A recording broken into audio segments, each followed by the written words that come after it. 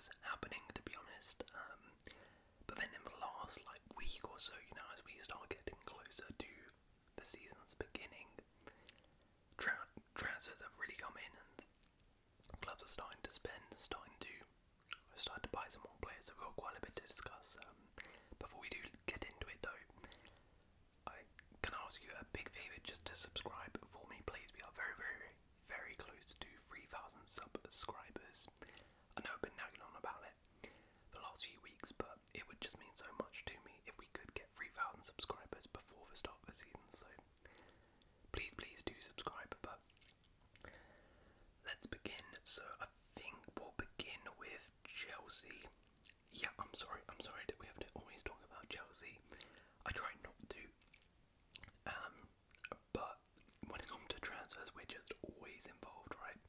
Now, to be fair, for a lot of his window, it's actually been fairly quiet, but recently we've been involved in quite a bit.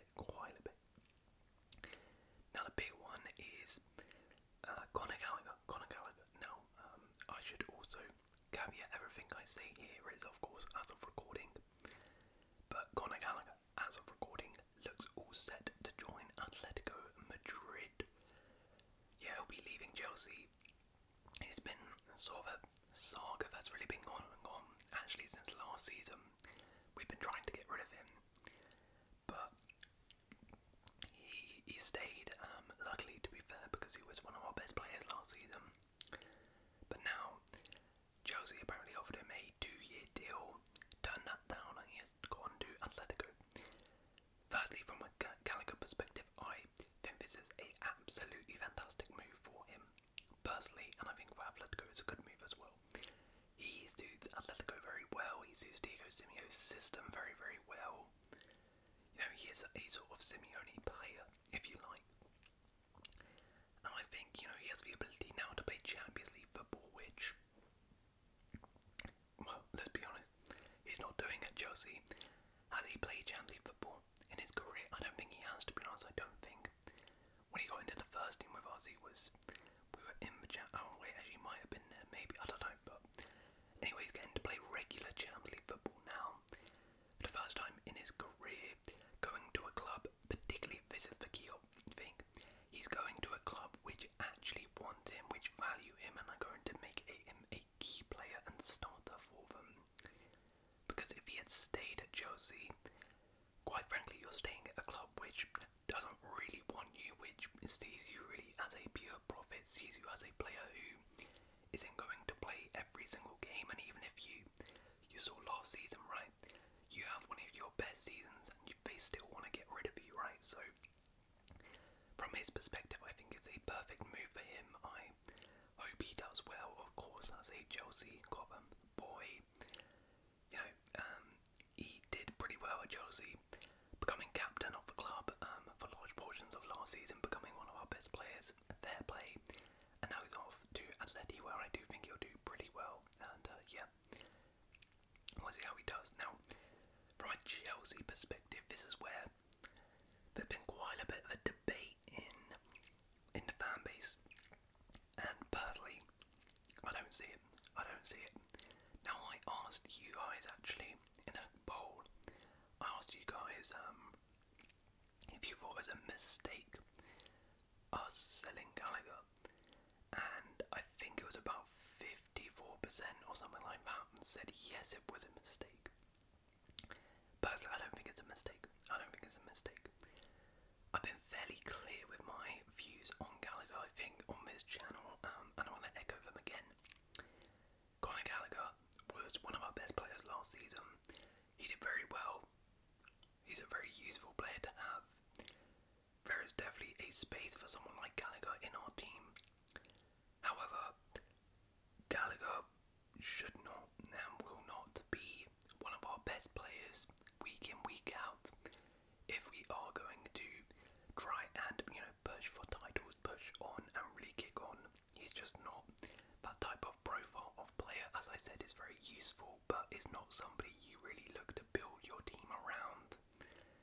And therefore, when we sell players like that, I'm not going to be up in arms like some of the fan base. I'm just not. I'm not gonna is a little bit harsh, to be honest. But as I said, I'm not going to get angry about it because Gallagher is limited as a footballer. But again, I'm not discrediting the guy. He is still a really, really good player, really useful player. But we have a lot of midfielders, and there's, to be honest, Gallagher is a good player again, but he's somebody who is replaceable. You can find a lot of Gallaghers around there who can do a similar, if not better, job than him. So again, I'm not going to be up in arms about us selling him because of that. And you saw last season, right? He was one of our best players. In fact, he was probably behind Cole Palmer, our second best player. Where did we finish? 6th, and we were like mid-table for half the season because, quite frankly, Conor Gallagher should not be one of our best players. But anyway, that's why I'm not too angry about Gallagher being sold. We got a decent amount of money. Didn't want to sign the contract. I mean, we did. I understand why he didn't. That was a pretty stupid offer. But look, he's gone. We've got a lot of midfielders in there, so he probably wasn't going to play too much anyway. And yeah, I wish him all the best at Atletico. But I said I wasn't going to get up in arms about, us selling Gallagher, but I will get up in arms by the way we're using that money we've got from Gallagher. Because oh my god, I can't believe this. We're going to sign Samu Omarodion with that money from Atletico Madrid. And this is so infuriating. So there is a domino effect right now where it is very much developing. So by the time you see this, it'll probably changed a little bit. But the way it seems is Chelsea have agreed a fee for Samu Omarodion from Atletico Madrid, young striker, and Atletico Madrid are going to, set that bid. I think it's around 35 million, about the same we paid for Gallagher. They will accept that and finalise that deal as soon as they get the final touches on their Julian Alvarez deal. He'll be joining them for around 70 million. So essentially, we are financing Atletico Madrid to buy Julian Alvarez, one of the best strikers in the world. One of the strikers, a World Cup winner, a Premier League winner, a Copa America winner, the leading striker for Argentina, a player who has worked under Pep Guardiola, who is a young striker, by the way, who fits our young model which we're going for, and is still proven in the Premier League is a world-class, potentially, striker. We are financing him to go to Atletico Madrid, and in return we are getting Samu Omarodion. It's an absolute joke. Absolute joke. Now look, from what I've heard, and I have seen actually bits of him from the Olympics with Spain, Samu Omarodion is somebody who is very, very highly rated at Atletico Madrid. There's a reason that, they've been trying to keep hold of him for a very, very long time. Throughout this summer we've kind of been chasing him, but Atleti don't want to give him, and the only reason they're giving him is because they see the opportunity to sign Julian Alvarez. So, I'm not doubting the kid's talent, but that's the problem. Is another kid is another unproven striker, and we're signing him, as I said, when Julian Alvarez is literally there. Julian Alvarez is literally there. We could go and get Julian Alvarez, he is available, yet we decide to go get Omarodion and finance Atletico Madrid to get him. It doesn't make any sense. It really doesn't make any sense. And I honestly give up with this model, give up with this ownership, give up with these directors. Just doesn't make any sense at all, at all. And then there's, the links with Victor Osimhen. They're not happening. They're not happening. They are not happening at all. Lukaku might get sold to Napoli, but there's no way we're signing Osimhen. There's no way. he doesn't fit our stupid model which we have. If we signed Osimhen, apparently, you know, there's a loan, maybe with a buy option or something like that. If I'm Chelsea, get that done immediately. If there's Osimhen is on the table, but we're stalling, we don't really want to do that. We don't want to pay him high wages. He's a bit too old, a bit too injury prone. We don't want him. We want to go get the youngster Omarodion. Why? Because he could develop into a brilliant player. We can sell him on for profit. That's why. That's honestly why. That's honestly the conclusion I've come to with this ownership model and this director football model. This is their vision, and I think we've seen it this window, right? Amari Hutchinson came in a couple of years ago. Youngster signed, sold him on this season. When there was maybe a possibility he could be able to break into first team, sell it on for some profit. David Datro Fofana, again, a player who had a promising loan at Burnley last season. Sell him on, apparently, most likely, loan mandatory buy option is going to happen. A bit of profit. We're seeing that we are now selling players who we brought in previous windows for some profit, and that's exactly why we're signing these youngsters, just so we can sell them on for profit and make a quick buck. It just infuriates me so much. It infuriates me so much. Yeah, Samuel Rodion looks like he's going to be in another unproven young striker who again looks talented, but at the end of the day we don't need more young players, young unproven kids. He's going to be back up to Jackson. That means we have two unproven strikers up top, and doesn't fill me with any confidence. And there's literally two proven world-class strikers in Julian Alvarez and Victor Osimhen on the market, and we're not getting. Anyway, I do want to talk about that Alvarez deal though, from an Atletico Madrid perspective. Now, I would say that this is a fantastic deal from Atletico Madrid. If they can get this done, that is insane, because I've said it. Alvarez is a absolutely superb striker who, if he's given regular game time, will become a world class, one of the best strikers in world football. If he's given regular minutes up top, and at Atletico Madrid, that's going to be really cool. That's going to be really cool to see. Yeah, they made some big moves here. You know, Conor Gallagher coming in, Julian Alvarez coming in. They've already signed Solanke as well, Ruben Lomond.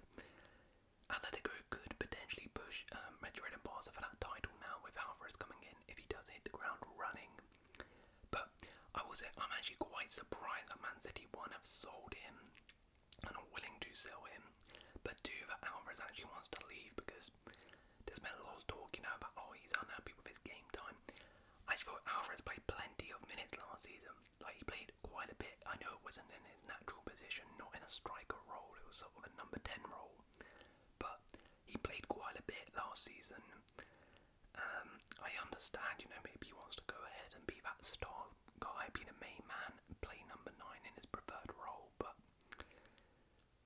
I mean, he is playing for one of the best teams in the world, so we'll see how he does at Atletico.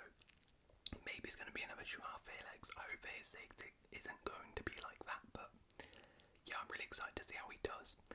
And yeah, that's another big name striker, big name player that is going to La Liga, so La Liga is going to look really interesting. Interesting about what Man City are going to do with that money.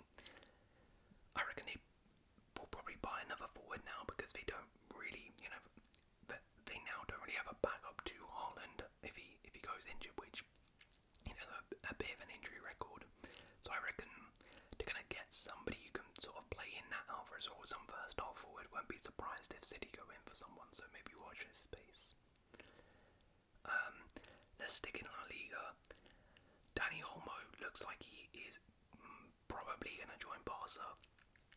Now, nothing is confirmed, because, I mean, Barca do not have the money. They do not, as always. But I think everything is agreed on the player side, and they are working. You know, they sent a bid in. They are working very hard to get that Dani Olmo deal done, which is an interesting one, because obviously Dani Olmo is a fantastic player. We saw it at the Euros with Spain. But for firstly, he's injury prone, and do they need another injury prone midfielder? But that's my thing. They already have quite a few midfielders in there. You know, they have players like Pedri, they have players like Gavi. I mean, Lopez is broken for as well. Do they need to add Dani Olmo in there? And again, another injury prone guy. So, like, when everyone's fit, where does Dani Olmo exactly play? I'm not entirely sure. Which does confuse me a little bit. I'm not sure if he is a priority signing, however, I think it's just a case of, okay, this is an opportunity to sign a really, really talented player. So we're going to take it, and yeah, fair enough, fair enough. He could do some really big things at Barca, and yeah, I think if the opportunity is there, you get it done, but I wouldn't be pulling, you know, every lever under the sun like they do for this move, to be honest. Let's continue in La Liga. There is a sort of not transfer news one which I wanted to talk about, which is Kylian Mbappe. Kylian Mbappe has signed bought a football club. I think it's gone in France, Ligue 2, I believe they play him, which is crazy, crazy, crazy. Honestly, the amount of wealth this guy has is mental. Like, I don't remember a active footballer ever buying a football club. I mean, even retired footballers buying football clubs is kind of rare.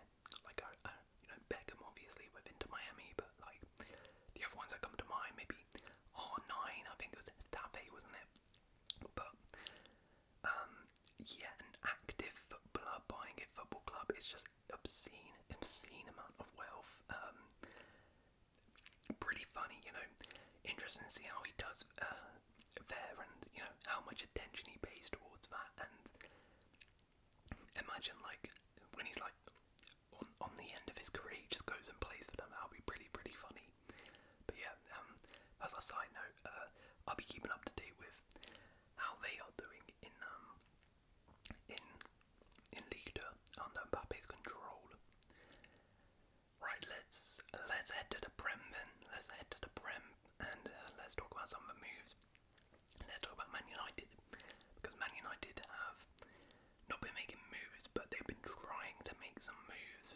So Mazraoui and De Ligt, the Bayern combo, they are heavily pushing for those two. They've agreed to stuff on the player side, but they cannot agree terms a fee with Bayern. I don't think United actually have the money to do it right now, because the problem United have is they've been really bad this window in terms of selling players. I think I've been, you know, in terms of recruiting players and getting them in early, I don't have an issue with that. You know, getting Lenny Yoro, getting Xerxes in quick, that's fine. But one thing I can be critical of them is still, again, they've been really bad at selling players. They haven't really been able to get a major sale out the door yet, like a significant fee for a player. And when you consider they have quite a few players there who, I remember at the start of the summer, there was like that report where like, oh, only like 4 players are not available for transfer. So the fact they haven't really been able to sell anybody yet is pretty disappointing, and is holding them up for the Mazraoui De Ligt deals, because they don't have the money to go ahead and buy these players. Now McTominay and Wan-Bissaka look the likely ones who could be departing soon. McTominay, I think Fulham put in a bid for him. That would be a really good move, by the way. That would be a really good move for him. McTominay, Smith Rowe, Fulham, that would be really cool. And then Wan-Bissaka, West Ham have had an interest for most of the summer, but they haven't really been able to negotiate a good enough fee with Man United yet. And of course, the Mazraoui deal heavily depends on that Wan-Bissaka exit, because if he does not leave, then they're not going to sign Mazraoui, are they? Because, and if they do, it'll be pretty pointless, because, I mean, how many right backs do you need? Now, in terms of the actual Mazraoui De Ligt deals, I've already mentioned about the De Ligt deal before. I think that's a pretty good deal, and they should be trying to get that done, especially now that Lenny Yoro is injured for, was it like 3 months? That's a big blow. That's very frustrating if you're a United fan. But now he's injured. That De Ligt deal becomes a bit of a priority now. Mazraoui, I like him. I like him as a player. He does have a couple injury problems, which is a bit of an issue, but I do like him as a player. I really do. I think that's a good signing. I think it's an upgrade on Wan-Bissaka. But yeah, I think that is definitely one where I wouldn't get it done if Wan-Bissaka comes in. But I would be pushing for that Delete and Mazraoui deal to get done. I mean, what is it with this Eric Ten Hag ex-player Dutch thing going on though? Both of his players played under Ten Hag before. I mean, what the hell is going on here? Have they not learned their lesson from Anthony? Anyways, now they've also, been heavily linked with Manuel Agante from PSG, but that's another position where things are stalling, things aren't really progressing with that deal. Apparently they're going to start looking at alternatives because PSG are asking for around 60 mil, which is fair enough because that is extortionate in my opinion for Agante. So yeah, United still have quite a bit of work to do on their squad, and time is sort of running out here because the season is starting, so it's not ideal for United. They need to get rid of a lot of players and they need to bring in those players. So yeah, it's kind of similar to United of old really. They've done better, don't get me wrong, but still it's a case of there's a lot of work needs to be done, and I reckon the squad that starts that first game of the season versus Fulham is definitely not going to be the one that ends the window. So yeah, watch out for that one. What else has happened in the Prem? Miguel Marino looks likely to join Arsenal potentially. That's the person they are heavily pursuing now as a midfielder. I think I spoke about him in my transfer rumour video. For me, good signing, decent signing. If they can get him for a decent fee, that's good. I don't have any qualms with it. Looked pretty good at the Euros for Spain and has done pretty well for Sociedad. But personally, I would have thought Martin Zubimendi was the more natural fit in that position. But again, I don't necessarily have too many issues with Marino coming in for Arsenal. They should definitely be trying to get that done, and I think that's probably going to be about it for Arsenal. To be honest, maybe another striker might come in, but I think at this stage it looks highly unlikely that Arsenal will do that and get another striker in. So yeah, let's move on.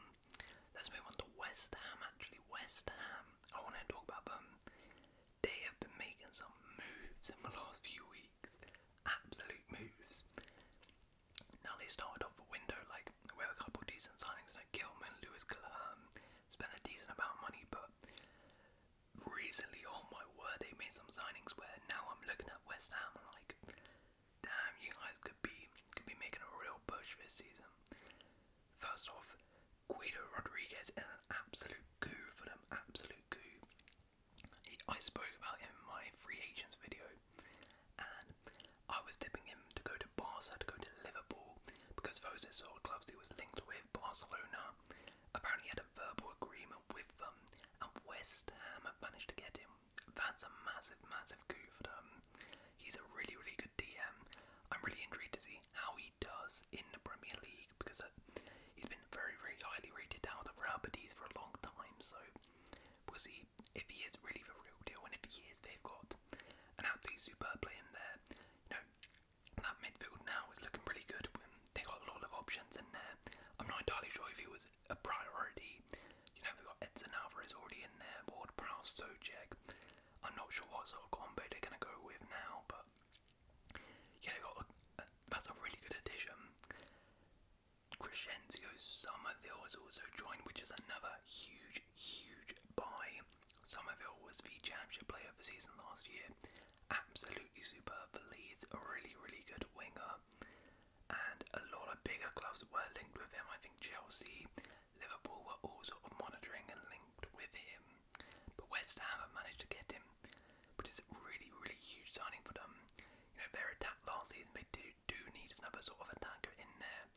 And I think Somerville, bringing him in, that's an absolutely fantastic, fantastic deal. They've now got one of the most exciting attackers in the league. I'm interested to see how he does. Can he translate that championship form into the Premier League? We'll find out. But yeah, that West Ham attack with Bowen, Somerville on the wings. You got Gilham in there, who I don't expect will play too much because he is still young and raw, but if he does live up to potential, that's another winger. And then the striker, this as well. This is for signing where I was like, whoa, okay, West Ham mean business now. Nicholas Fulklug to West Ham. That is a signing and a half. That is a real good signing. Now that front three, Bowen, Somerville and Fulklug. Wow, yeah, West Ham are cooking. Nicholas Fulklug. I mean, a Champions League finalist last season, scored in the Champions League semi-final versus PSG last year, went to the Euros with Germany, was playing in the quarter-final of the Euros for Germany versus Spain, and he's rocking up at West Ham. That's crazy. That's absolutely crazy. I didn't know he was available, and to go and sign him was absolutely incredible. And he suits Lopetegui's system down to the T. In my one player for every club they should sign, I think I suggested like El Carbi because I was saying how Lopetegui likes the sort of target men strikers. He likes those big strikers, or at least that Wolves did. I did not think that Fulkrug's available, but Fulkrug is perhaps one of the best in the world when it comes to being that target man, traditional number 9 striker. And West Ham have got him. That's going to be absolutely huge. Can he break that West Ham striker curse though? We'll see, because I mean, they really have not had any luck with strikers in the past. Haller, Skmaka, etc. So we'll see how he does, but I think it's a banging sign, and I think West Ham made some really good moves. If they can also get Wan-Bissaka, who I mentioned earlier, then suddenly, yeah, this West Ham team is looking real good, and I'm excited to see how they do on Lopetegui next season. Let's continue in the Prem. Some other news: Mark Guehi could potentially be moving to Newcastle, which would be an absolute banging signing. They've sent a bid. Apparently Palace want around 65 mil though, which, I mean, is fair from a Palace perspective, right? Because that's what, you know, Wesley Fofana's Guardiola's have been going for, and Guehi is, you know, a similar level to when those guys moved. But from a Newcastle perspective, that's a lot of money. I'm not sure if I would be willing to pay that much. But they definitely need a centre-back with Botman, Lascelles doing their ACLs. They've got Sharon there, Lloyd Kelly has come in, but they're going to need another one in there. And Mark Guehi is a fantastic player. And if he can get that done, that's a massive signing for them. And I think they've probably seen this as an opportunity to sign him, because I remember in my Euro Breakout Stars video I was talking about it, and I was saying that he doesn't really have too many options in terms of big clubs to move to. I was saying Chelsea, we have too many centre-backs. United are really going for De Ligt. And then Man City, again, a lot of centre-backs. Arsenal, same thing. Other priorities. I think I actually said in that video maybe Liverpool. I think I actually said Newcastle. You might have to go watch that back, but I think I said Newcastle actually for a place for him. So yeah, this would be a big signing for Newcastle if they can get it done. I would be trying to, I wouldn't really pay more than 55 though. 55 would be my max, but if they can get it done, they've got one of the best centre backs out there. They've also signed William Asulu Newcastle, which is a really random deal, which I don't know why they've signed him, to be honest. He's like someone from Sheffield who did not really show anything in the Prem last season to suggest to me that he was going to be a good striker, but maybe they've seen something I haven't. Elsewhere, Dominic Solanke has been linked heavily with Spurs. They are definitely interested in him. I think he has a release clause active, if I'm not mistaken. I think he does, but Spurs are interested. Spurs definitely want a striker, interestingly, and said that is a position they are looking at.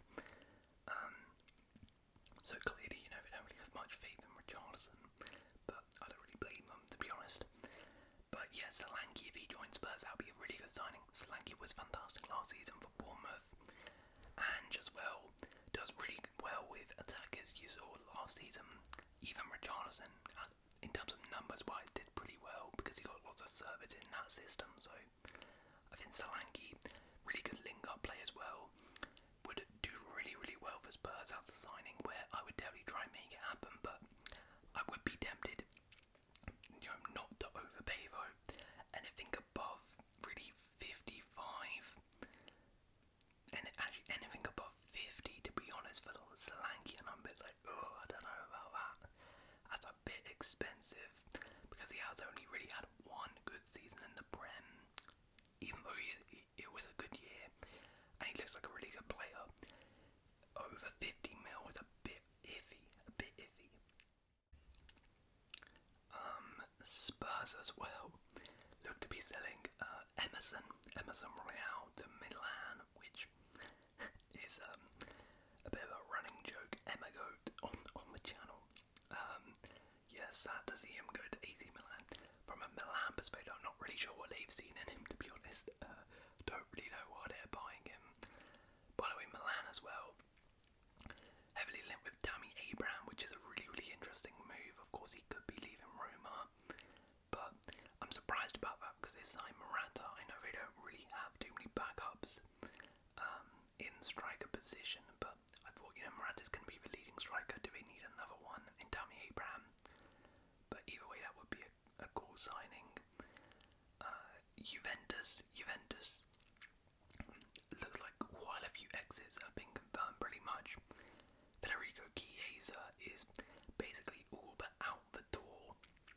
Thiago Motta said, everybody who is not on the preseason is not part of the project, they're leaving. So that's the likes of Chesney, Arthur, Chiesa, there's a couple others in there as well, can't quite remember. But yeah, Chiesa is available. Honestly, Chelsea snap him up.